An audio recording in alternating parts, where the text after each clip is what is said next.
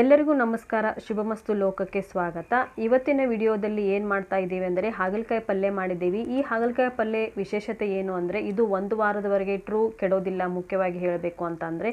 ಮತ್ತು ಇದಕ್ಕೆ ಜಾಸ್ತಿ ಮಸಾಲೆಗಳನ್ನೇ ಹಾಕಿಲ್ಲ, ಹಾಗೆ ಮಾಡಿದ್ದೀವಿ. ಅಷ್ಟು ರುಚಿಯಾಗಿರುತ್ತೆ ಈ ಪಲ್ಯ. ಸಣ್ಣವರಿಂದ ಹಿಡಿದು ದೊಡ್ಡವರಿಗೂ ಇದನ್ನು ಕೇಳ್ಕೊಂಡು ತಿಂತಾರೆ, ಇದೆಯೋ ಇಲ್ಲೋ ಅಂತ ಹೇಳಿಬಿಟ್ಟು. ಅಷ್ಟು ಚೆನ್ನಾಗಿರುತ್ತೆ. ಒಂದು ವಾರದವರೆಗೆ ಇರೋದೇ ಇಲ್ಲ ಮನೆಯಲ್ಲಿ, ಬೇಗನೆ ಖಾಲಿ ಮಾಡಿಬಿಡ್ತಾರೆ. ಅಷ್ಟು ರುಚಿಯಾಗಿರುತ್ತೆ ಈ ಹಾಗಲಕಾಯಿ ಪಲ್ಯ. ಇದರಲ್ಲಿ ಏನು ಹಾಕಿ ಮಾಡಿದ್ದೀವಿ, ಯಾಕೆ ಇಷ್ಟು ರುಚಿಯಾಗಿರುತ್ತೆ ಅನ್ನೋದು ಈ ವಿಡಿಯೋ ನೋಡಿದರೆ ಗೊತ್ತಾಗುತ್ತೆ ನಿಮಗೆ. ಬನ್ನಿ ಈ ಪಲ್ಯನ ಯಾವ ರೀತಿ ಮಾಡೋದು ಮತ್ತು ಹೇಗೆ ಮಾಡಿದ್ದೀವಿ ಅಂತ ನೋಡಿ ತಿಳಿದುಕೊಳ್ಳೋಣ. ಇಲ್ಲಿ ಹಾಗಲಕಾಯಿನ ನಾನು ಕಟ್ ಮಾಡಿ ಇಟ್ಕೊಂಡಿದ್ದೀನಿ. ಅದರಲ್ಲಿ ಸಿಪ್ಪೆನೂ ನಾನು ತೆರ್ಕೊಂಡಿಲ್ಲ ಮತ್ತು ಒಳಗಿರೋ ಬೀಜನೂ ತೆಗೆದಿಲ್ಲ, ತಿರುಳನ್ನು ಹಾಗೆ ಬಿಟ್ಟಿದ್ದೀನಿ. ಇದನ್ನು ಉಪ್ಪಿನ ನೀರಲ್ಲಿ ಹಾಕಿಟ್ಟಿದ್ದೀನಿ. ನೀರು ಮತ್ತು ಉಪ್ಪನ್ನು ಸೇರಿಸ್ಬಿಟ್ಟು ಅದರಲ್ಲಿ ತೋಯಿಸ್ಬಿಟ್ಟು ಒಂದು ಅರ್ಧ ಗಂಟೆ ಬಿಡಬೇಕು. ಅರ್ಧ ಗಂಟೆ ನಂತರನೇ ಇದನ್ನು ಪಲ್ಯ ಮಾಡೋದು. ಅರ್ಧ ಗಂಟೆ ನಂತರ ಇದನ್ನು ಚೆನ್ನಾಗಿ ಹುರ್ಕೋಬೇಕು. ಇವಾಗ ಅರ್ಧ ಗಂಟೆ ಆಗಿದೆ. ಇದರಲ್ಲಿರುವ ಹುಳುಗಳನ್ನು ಎಲ್ಲನೂ ತಕ್ಕೊಂಡ್ಬಿಟ್ಟು ಇದನ್ನು ಹುರ್ಕೋಬೇಕು. ನಾನು ಇಲ್ಲಿ ತವೆ ಇಟ್ಟಿದ್ದೀನಿ ಒಲೆ ಮೇಲೆ, ಅದರಲ್ಲಿ ಸ್ವಲ್ಪ ಎಣ್ಣೆ ಹಾಕ್ತಾ ಇದ್ದೀನಿ. ನಾನು ಕಟ್ಟಿಗೆ ಒಲೆ ಮೇಲೆ ಮಾಡ್ತಾ ಇದ್ದೀನಿ.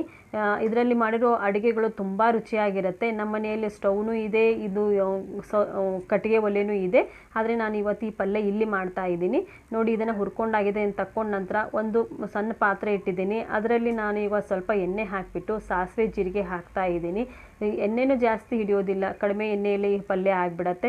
ಅದಕ್ಕೆ ಬೆಳ್ಳುಳ್ಳಿ ಹಾಕಿಬಿಟ್ಟು ಇದಕ್ಕೆ ಜಜ್ಜಿಕೊಂಡಿರುವಂಥ ಹಸಿಮೆಣಸಿನ್ಕಾಯಿನ ಸೇರಿಸ್ತಾ ಇದ್ದೀನಿ. ಇವಾಗ ಇದನ್ನು ಚೆನ್ನಾಗಿ ಹುರ್ಕೋಬೇಕು, ಮಿಕ್ಸ್ ಆಗಬೇಕು. ಮಿಕ್ಸ್ ಹಾಕೊಂಡ ನಂತರ ಇದರಲ್ಲಿ ಹುರ್ಕೊಂಡಿರುವಂಥ ಹೋಳುಗಳನ್ನು ಸೇರಿಸ್ತಾ ಇದ್ದೀನಿ. ಇವಾಗ ಸೇರಿಸ್ಕೊಂಡ್ಬಿಟ್ಟು ಚೆನ್ನಾಗಿ ಮಿಕ್ಸ್ ಮಾಡ್ಕೋಬೇಕು. ಬೆಳ್ಳುಳ್ಳಿ ಮತ್ತು ಹಸಿ ಖಾರ ಹಾಕಿರೋದು ಎಲ್ಲ ಹೋಳುಗಳಿಗೆ ಹತ್ಕೋಬೇಕು, ಆ ರೀತಿ ಮಿಕ್ಸ್ ಮಾಡ್ಕೋಬೇಕು. ನಂತರ ಇದಕ್ಕೆ ಅರಿಶಿನ, ನಂತರ ರುಚಿಗೆ ತಕ್ಕಷ್ಟು ಉಪ್ಪು ಮತ್ತು ನಾನು ಇಲ್ಲಿ ಹುಚ್ಚಳ ಚಟ್ನಿ ಸೇರಿಸ್ತಾ ಇದ್ದೀನಿ, ಗುರಳ್ ಪುಡಿ ಅಂತ ಕರಿತೀವಿ.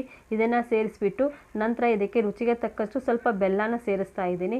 ಇದು ಚೆನ್ನಾಗಿ ಮಿಕ್ಸ್ ಆಗಬೇಕು, ಎಲ್ಲ ಹೋಳುಗಳಿಗೆ ಮಿಕ್ಸ್ ಆಗಬೇಕು. ನಂತರ ಇದಕ್ಕೆ ಮುಖ್ಯ ಹಾಕ್ತಾ ಇರೋದು ಹುಣಸೆ ರಸ. ಹುಣಸೆ ರಸ ಬೇಕೇ ಬೇಕು ಇದಕ್ಕೆ, ಅಂದರೆ ಒಂದು ವಾರದವರೆಗೆ ತಡೆಯುತ್ತೆ ಮತ್ತು ರುಚಿಯಾಗಿರುತ್ತೆ. ನೋಡಿ, ಹುಣಸೆ ರಸ ಹಾಕಿಬಿಟ್ಟು ಸ್ವಲ್ಪ ನೀರು ಸೇರಿಸ್ತಾ ಇದ್ದೀನಿ ಮೇಲೆ.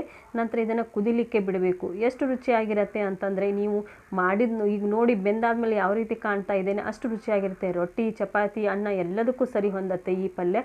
ಈ ರೀತಿ ನೀವು ಪಲ್ಯ ಮನೆಯಲ್ಲಿ ಮಾಡ್ತಾ ಇದ್ದರೆ ಕಮೆಂಟ್ ಮುಖಾಂತರ ತಿಳಿಸಿ ನಮಗೆ. ನಮ್ಮ ಆರೋಗ್ಯ ಚೆನ್ನಾಗಿರ್ಬೇಕಂದ್ರೆ ನಮ್ಮ ಶರೀರಕ್ಕೆ ಅಂದರೆ ದೇಹಕ್ಕೆ ಹುಳಿ, ಉಪ್ಪು, ಖಾರ, ಬೆಲ್ಲ ಎಲ್ಲ ಸಮ ಪ್ರಮಾಣದಲ್ಲಿ ಇರಬೇಕು. ಅಂದ್ರೆ ನಾವು ಆರೋಗ್ಯನ ಚೆನ್ನಾಗಿ ಕಾಪಾಡ್ಕೊಳ್ಬಹುದು. ಈ ಹಾಗಲಕಾಯಿ ಪಲ್ಯ ನಿಮಗೆ ಇಷ್ಟ ಆಗಿದೆ ಅಂತ ಅಂದ್ಕೊಂಡಿದ್ದೀನಿ. ಅಕಸ್ಮಾತ್ ನಿಮಗೆ ಈ ಹಾಗಲಕಾಯಿ ಪಲ್ಯ ಇಷ್ಟ ಆಗಿದ್ದರೆ ಈ ವಿಡಿಯೋಗೆ ಲೈಕ್ ಮಾಡಿ, ಶೇರ್ ಮಾಡಿ ಮತ್ತು ಈ ಚಾನೆಲ್ಗೆ ಸಬ್ಸ್ಕ್ರೈಬ್ ಆಗಿ ಸಪೋರ್ಟ್ ಮಾಡಿ ಅಂತ ಕೇಳ್ಕೊಳ್ತಾ ಇದ್ದೀನಿ. ಎಲ್ಲರಿಗೂ ನಮಸ್ಕಾರ. ಮತ್ತೆ ಮುಂದಿನ ವಿಡಿಯೋದಲ್ಲಿ ಸಿಗೋಣ.